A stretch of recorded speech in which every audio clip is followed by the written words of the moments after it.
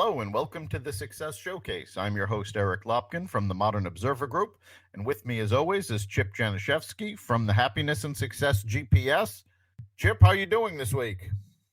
Doing great, Eric. It's a gold medal day after a weekend of rain. How are you? I'm doing fantastic. And, we're just coming off the completion of the Winter Olympics. And it's been an interesting run for the U.S. The women's hockey team took gold over Canada for the first time in 20 years. And we won our first gold medal in curling. The new All-American sport. There you go. Again, I don't think a lot of Americans know a lot about curling. I know I certainly don't.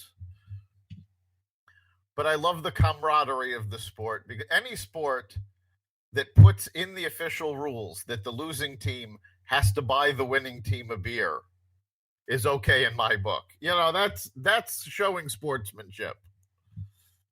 Yeah, and a lot of the players, because they do play in these leagues around the world or whatever, they know each other very, very well. So the Swedes and the U.S.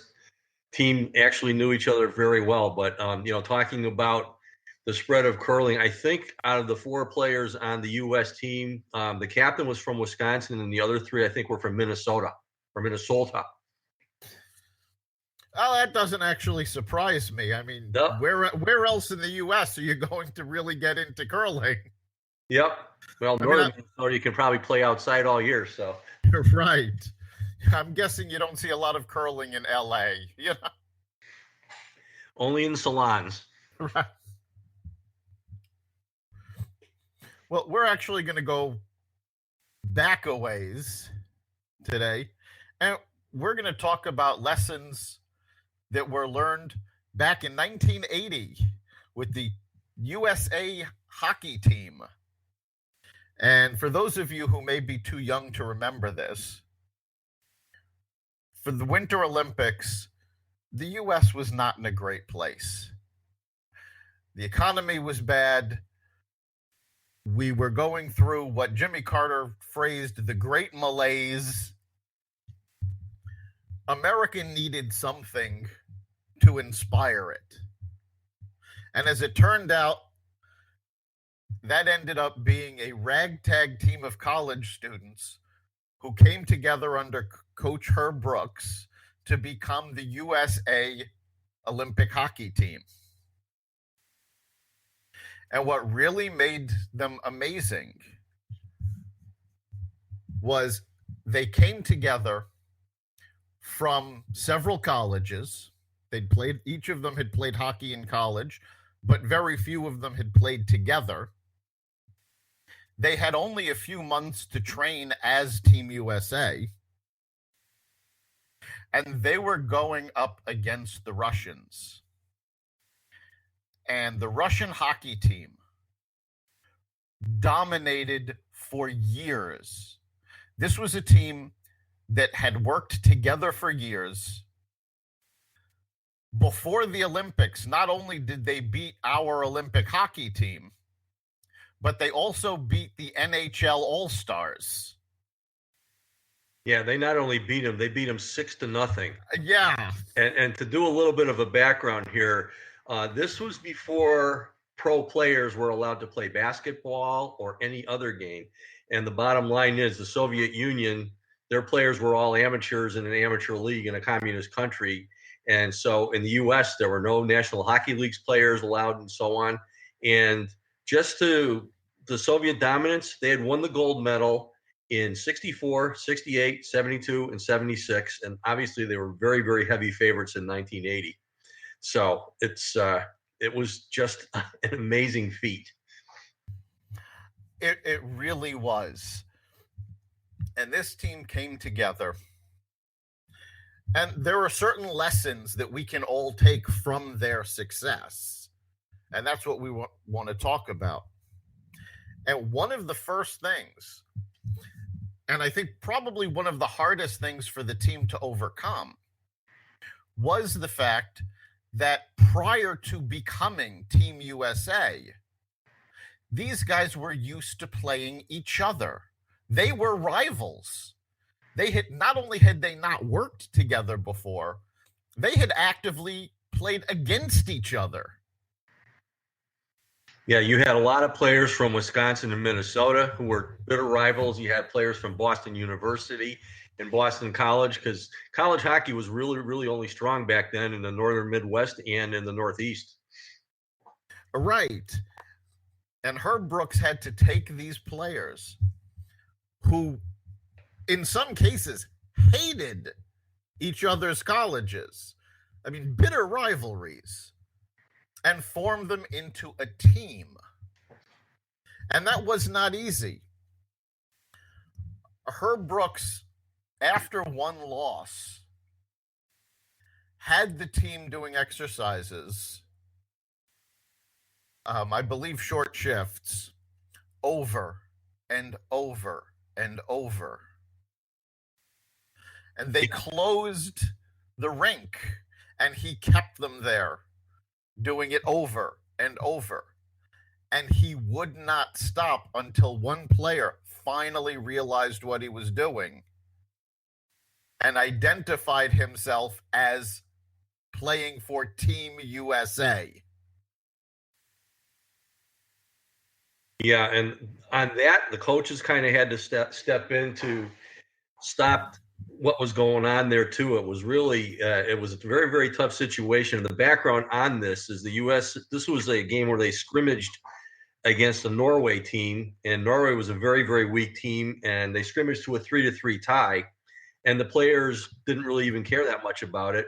In fact, they were saying that they were focused more on looking at the girls in the stands and playing hockey.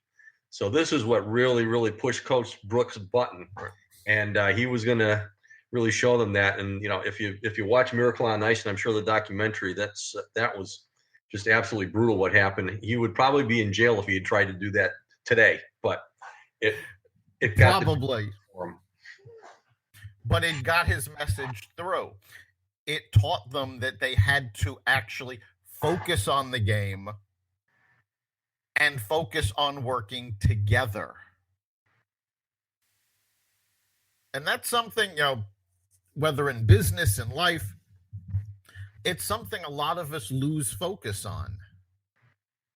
You know, we get so caught up in the day-to-day and what's going on right now, and, you know, possibly who our competition is, that we don't think about cooperating with them.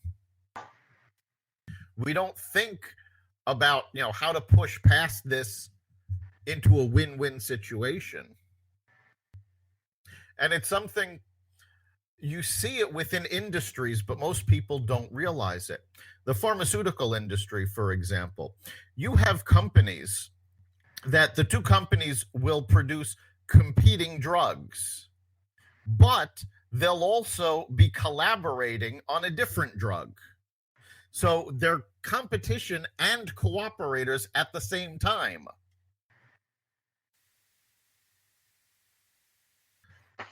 Yeah, and what the players decided to do on the team, and what Brooks did, was he actually made it me versus them, which was one way to force teamwork and camaraderie. It's something that's been used before in other sports, but that he really took that to the hilt. And yet when the time was getting closer to make the cuts for the Olympic team and so on and so forth, he got more into doing some team building stuff and working with the players that way. And when he had to cut the team from 26 down to 20 players, he was known to be pretty empathetic to the players that he had to cut them, because they were getting close. And yet going into the Olympics, they scrimmaged against the Soviets and they lost their scrimmage game 10-3. Yes. So odds were pretty stacked going into things. The odds were stacked against them. And that scrimmage game actually taught them a lot. And one of the other lessons that they had to learn, and they learned it the hard way, and most of the other Olympic teams did not learn this, was not to overestimate your opponent. You don't want to underestimate, but you don't want to overestimate either. The Russian hockey team were just hockey players. They were just people. They had built up this mystique over the years of being so dominant and so intimidating that they just generated fear. And the U.S. team had to get past that fear in order to see them as another hockey team that can make mistakes and can be taken advantage of. Yeah, and that's where Coach Brooks came in so key, because he worked on their minds as well as their physique. Part of the deal is in the third period of the final game, when they did beat the Soviets, they actually were outplaying the Soviets by then because they had a lot more stamina, because they have been working a lot harder. But a lot of this comes down to the battle of the hearts and the minds. And, you hear quotes. Michael Ruzioni said, "We all knew that the world thought what the world thought of our chances. We all knew the only people who believed in us were the guys in the locker room," and they did believe. And then goalie Jim Craig, who was the winning goalie with the flag wrapped around him, said conventional wisdom said that we couldn't win, but conventional wisdom also leads many coaches and athletes to play not to lose, rather than to do whatever it takes to win. Coach Brooks ran every practice preparing us to win. He gave us the courage to do what nobody believed we could.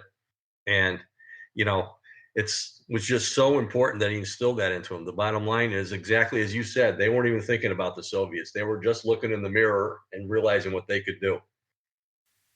And that's it. It was literally training mind and body to work together.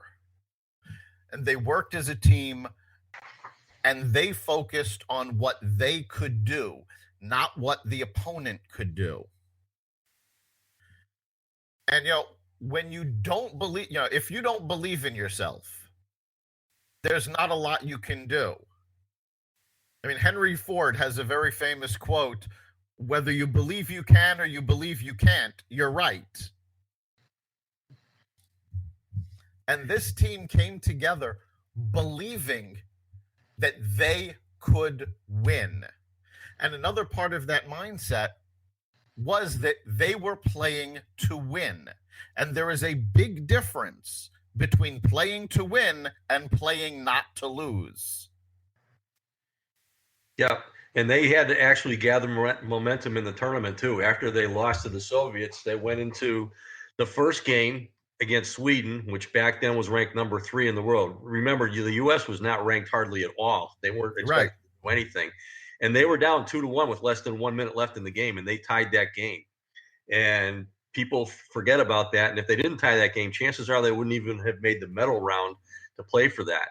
And that got them going, because the next game they're playing Czechoslovakia, which was the number 2 ranked team in the world. They're the ones that, if anybody was going to give the Soviets trouble, it was supposed to be them. And they went out and they won that game 7-3 after coming back to tie Sweden. So they were on a roll, and they rolled through everybody until they got to the game against the Soviets. Well, no, they didn't roll through them, though. Every game they played, they came from behind. And that's something else that we can all learn from, is that at no time did they ever stop playing. They never looked at the score and went, "That's it, it's over, we give up." They came from behind. They tied. They won. Yeah, and getting back again to another quote by Jim Craig, talking about seizing the adversary's advantage. "Coach pushed us harder than any of us had ever been pushed," he said. But he did it because he knew that the great strength of that Russian team was that its players were incredibly better shape at the end of the game. They blew people away in the third period, and they took that, the U.S., and they became the better shaped team, and they were able to actually outplay them in the third period. And I think game 5 against West Germany, which the U.S. did win 4-2, as I recall, I think they were down 2-1 going into the third period of that game, and came back and scored 3 goals to win that game too. So third period stamina, playing the whole 60 minutes, was really so important, and that's why he did it. And the bottom line is, the team realized that. He realized that this is why they were working so hard, and obviously it paid off. Right. I mean, I don't know how many of our listeners have actually played hockey, But being on the ice for a full 60 minutes is exhausting.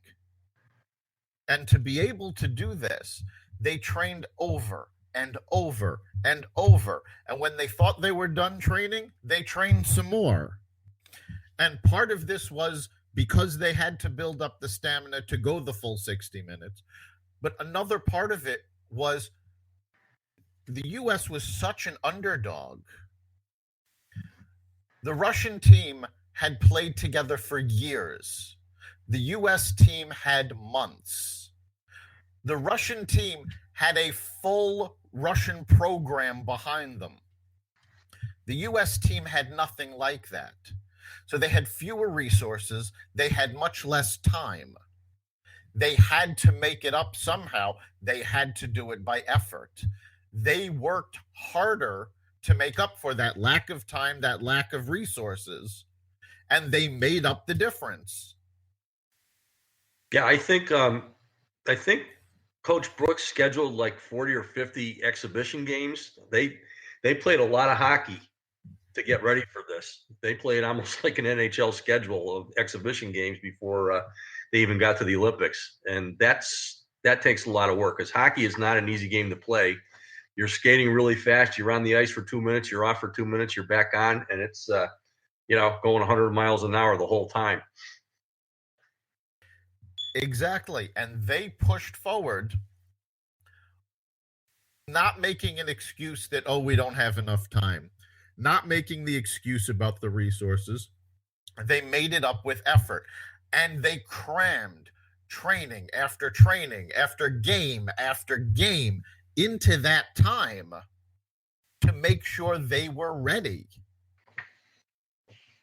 And again, it also goes back to what we said about playing to win rather than playing not to lose. These guys were not playing just to be there. Their goal was to win. And that's another lesson that we also need to take, is that you can't take your eye off the ball until it's over. And these guys had to do this each and every game, play the full 60 minutes. But just as important, most people forget that we beat the Russians. That wasn't the gold medal round. They still had another game to play after that. And they had to keep their eye on that medal and keep pushing through. And so many of us get to a point where we can be so close to a goal and go, oh, we're close enough. This is good enough. And you stop pushing before you get there. And that's detrimental to achieving the goal. Yeah, they still had to go out and beat Finland. Right. That wasn't the easiest game either. They won that game 4-2, but I think they might have got an empty netter at the end to make it that way. But that was a nail biter also. It was a nail biter, and there was also still a lot on the line, because if they had lost to Finland, depending on what went on with the other games, there was a possibility that they wouldn't get a medal at all. They could still have gone all that way and not even gotten a bronze had they lost to Finland. So they really did have to focus on every single game, doing the same thing over and over, practicing and pushing through.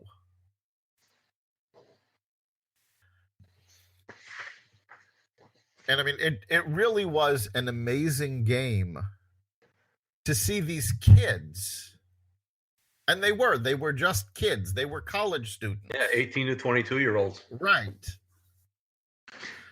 Coming out of nowhere, basically, because the U.S. didn't have an organized hockey program for the Olympics, came out of nowhere to take on the dominant team in the sport, who, as we said before, not only had beaten them in an exhibition game, but beat the NHL All-Stars. Which back then, most of the great players in the NHL were not from the United States either. They were from Canada and some from Europe, but the U.S., even the pros in the U.S., would not have been favored to do that well in the Olympics that year. Right.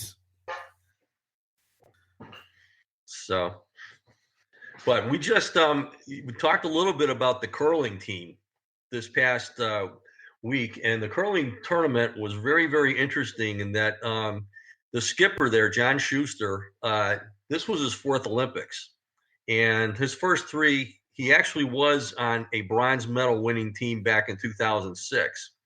But he was the captain of the 2010 and the 2014 teams. And they both won, I think, 2 or 3 games in that whole thing. And therefore, afterwards, he wasn't even asked to come to the Olympic trials for this. So he actually ended up putting this team together to go compete against the other teams that were there. And that team of 4 actually won the tournament to get into the Olympics in the first place. Then what happens is they go and they lose 4 out of their first 6 games, some of them pretty badly. And he's struggling and the team is struggling. And he kind of had a revelation moment. His wife was talking to him and so on and so forth. And all of a sudden he just sat around. I'm reading this from the paper because it was such a great story yesterday after they'd done this. But he said, then I sat and looked all around at the Olympic venues. He said to myself, you're getting your heart broken by the sport. But this is silly. Seriously, this is the Olympics. And they said that's the first time he had slept well in days. And then the next morning, he happened to read a story about speed skater Dan Jansen, who you all remember was a wonderful skater back around the days of the Olympics back then in the 80s. And he, for one reason or another, was never able to win a gold medal until his final Olympic race. And what he did was he shook off, the article talked about how he shook off his disappointment and just focused and got out of the tragedy and went to win the gold medal. And the Americans didn't lose again. And they ended up beating Canada in one of the later games. And Canada had won like the last 3 golds in the Olympics. And then they beat Canada again in the semifinals to play Sweden.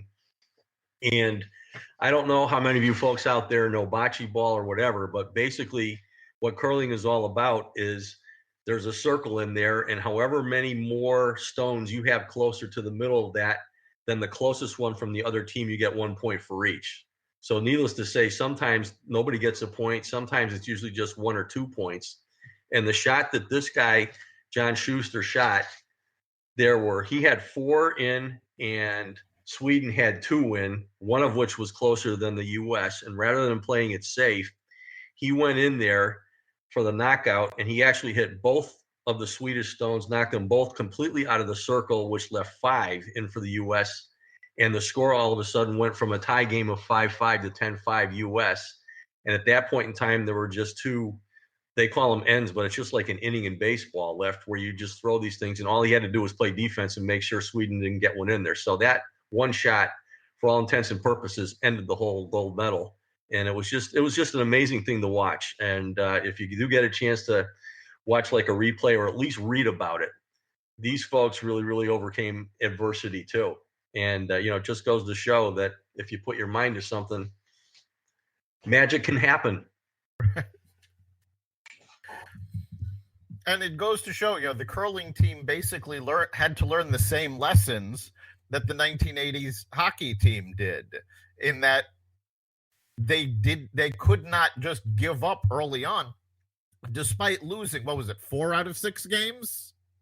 Yeah, they were 2-4, right. And they had to win 3 games in a row just to get to the medal round, including against Canada, who was 3-time defending Olympic champions. Then they had to beat Canada again in the Final 4 in the semifinals, and then Sweden, who was ranked ahead of them also, and Sweden had beaten them in the preliminaries by 3 or 4 points. Right. So you do have the parallels where you've got a team that's got to push through, that's not favored to win anything, and is playing teams that they've already lost to. And now they've got to pull themselves together, and push through.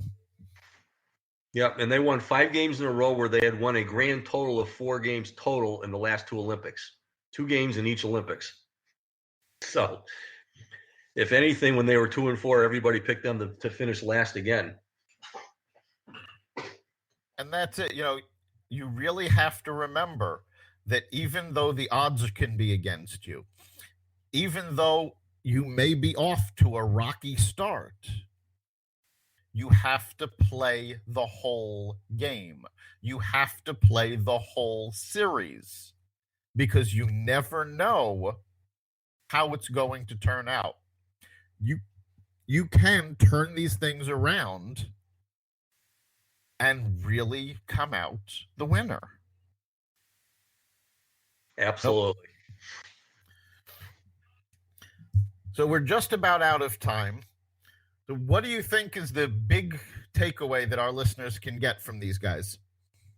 Well, Herb Brooks had a lot of great quotes, and unfortunately lost them all too soon because he died in a car crash in 2003. But he had a quote that said about the team, he said, "Leaders tell us not what is, but what can be." He said, "That team taught us all what we can be." So never give up. Absolutely. And that's really the huge takeaway, is that you can't give up. You have to give 100% and keep pushing through. And when you do that, you can go for the gold, no matter how big the odds are against you. You've been listening to the Success Showcase.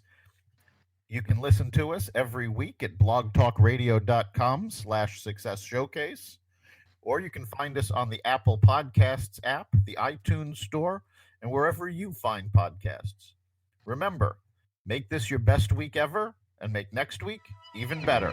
See you then.